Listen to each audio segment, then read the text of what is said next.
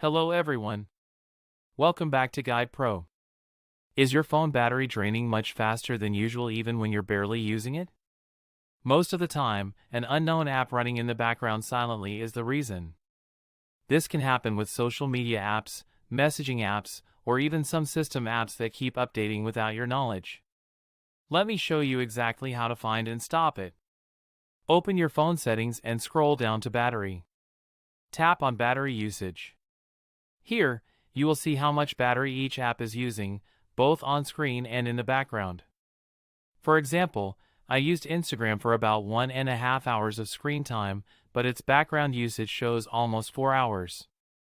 WhatsApp shows only 31 minutes of screen time but over 3.5 hours in the background. Look for any apps that are using battery heavily in the background even though you are not actively using them. Tap on the app and select Force Stop. You can also restrict background activity to prevent it from running silently and draining your battery further.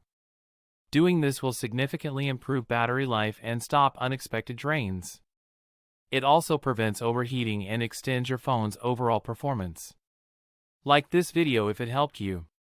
Subscribe to Guide Pro for more Android fixes and tips.